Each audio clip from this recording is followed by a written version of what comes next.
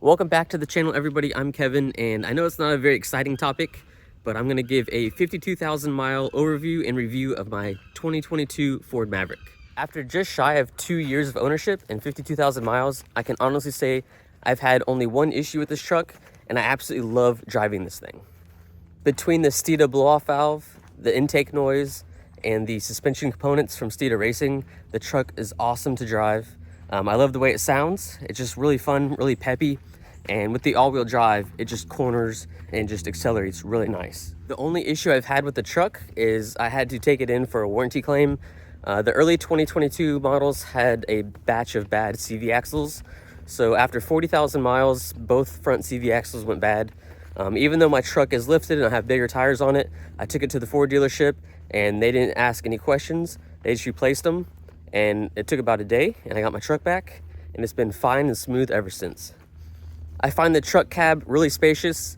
There's actually more cubic inches in the Ford Maverick than there is the Toyota Tacoma. So if you have 4 large adults that you're hauling around, or even just 2 adults and maybe some car seats in the back, there is actually more legroom and headroom in the Ford Maverick than there is the Toyota Tacoma or like the Chevy Colorado or something like that. As far as the bed space goes, I find the bed very useful. It is only 4.5 feet long, I believe, but it actually can hold more weight than a Toyota Tacoma. So if you're a weekend warrior and you're going to Home Depot and you're buying bags of mulch, maybe some concrete patio stones or something like that, you can actually hold more weight in this little truck right here than you can the old Toyota Tacoma. So this thing is actually held up really nice. One of the major complaints is the paint is really thin, and commuting on the interstate, I do have a lot of rock chips. So expect to have a lot of black specks like this right here on the front of your truck from rock chips. I wish I would have wrapped the hood when I first got it. That would have protected the hood really well, but underneath this wrap, I do have a lot of rock chips. I only have one crack in my windshield, surprisingly, from rock chips. The Ford Maverick Lariat windshields are actually a thicker glass. It's to make the cab quieter since it's a little higher trim level. I do have a 2.5 inch lift kit, and that is from Super Lifts. No complaints, haven't had any issues with that. Went on really smooth from what I can tell. I do have some BFG all-terrains. I love these tires, really quiet, really smooth on the highway. It's just as smooth as before it was lifted in stock form. Working our way around the truck, all the black trim is still black, it's not faded. Kind of like on some Jeep Wranglers and stuff like that. The black trim, the black fenders, they would all kind of fade after being out in the sun. But this black trim seems to be holding its color. Nothing there. I do have the bedside wrapped as well. This is the original cover from when I bought the truck. It is showing some sun fading. It is made by Gator Tail, I believe. Gator truck bed cover. It's probably the cheapest one on the market, and I would buy this again, even though it's kind of starting to fade. You can see where I kind of tried to hit it with the pressure washer.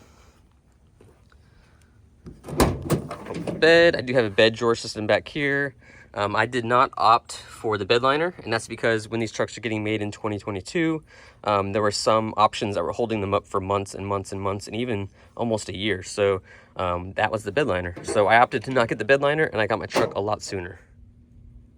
I have no issues with the bed. Every Ford Maverick right here comes with a power point, so you can actually kind of modify the truck yourself. It's very user-friendly.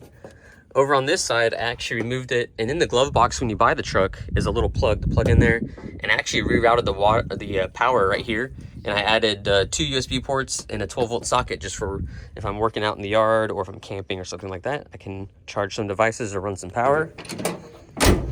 I do have the 4K tow package, and I've towed over 4,000 pounds in this truck, and I have no complaints. I towed a 18-foot landscape trailer, heavy duty, with a side-by-side on it and a zero-turn mower. Put me right over the 4,000 pound mark, and with the electric brakes that this truck comes with, the controller, you could barely even tell the trailer was back there when you're at speed, and when you're slowing down, I was not nervous at all about the weight of the trailer pushing the truck. The electric brake system worked fantastic. I do have side exhaust. It sounds really good in the truck. It's not loud. It does not drone at all. Again, nothing really wrong with this side of the truck. It's held up. I thought for sure, off-roading and stuff, this plastic trim at the bottom would be ripped off, but it's actually held on there pretty well. So we'll show you what 52,000 miles of wear and tear and dogs on the interior of a truck will look like. No marks, no scratches on the dash. That was one of the big complaints. And if you guys have seen my videos, I haul all kinds of camping gear. My fiance has a GSP. He's hopping all over the place. I have no scratches, no sun fading. Sometimes people would complain about other vehicles, about this blue, probably sun fading, but I have no fading. The interior is just fantastic. Seats, not a single thing of wear and tear, no stains, no, I can't really complain at all. Sliding in and out, there's no wear marks at all on these seats. There's no stains, no anything. Coming to the driver's side seat, which you would think would have the most wear, sliding in and out, there is not a single like crease at all in the seat from sliding in and out. No wear marks, nothing.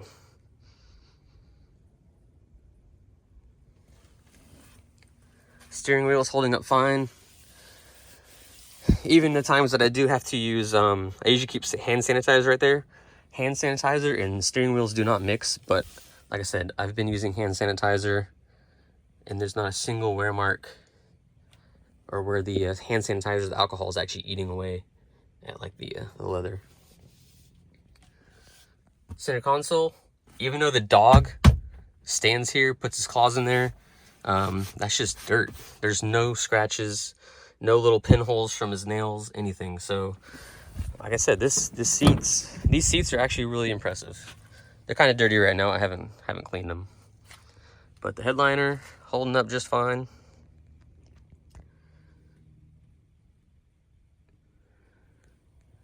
Center console, this thing does get scratched pretty easily. You can see all the little marks around it, but that's not a very important piece of interior. So under the hood, I have a K&N air filter.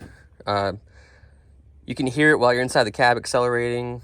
Some people don't like the noise. I kind of like it. It makes it a lot more enjoyable to drive. And I do have a Steeda blow-off valve, which you're not going to be able to see, but it's straight down right back there. Very easy to install. They're not very expensive. And again, it makes it a lot fun to drive. Offers no performance gains or anything. It's just a sound when you let off the throttle, just the boost escaping out into the atmosphere. One thing I do recommend for anybody, whether you're just cruising around town, whether you don't like modifying anything, this Steeda strut tower brace right here, best thing I've ever put on this truck. It'll turn your truck into like it'll feel like a little race truck. You can corner so well with that thing. It just changes the entire handling of the truck. As far as modifications under the hood, I believe that is it. And one thing I do have to complement the strut tower brace is I have an adjustable sway bar. You're not gonna be able to see it. It is blue.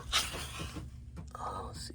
Yeah, you're not gonna be able to see it, but it is back there. That came from Steeda Racing as well, and it's set to the middle setting, and both of those components together will just change the entire way that you commute to work or you just drive around town. Hopefully I didn't bore you guys to death, but this is my Ford Maverick. I've had zero issues other than the front CV axles, which were covered under warranty. You have a 60,000 mile warranty for the powertrain, and that's what covered that, even though I had over the 36,000 miles. They said no problem.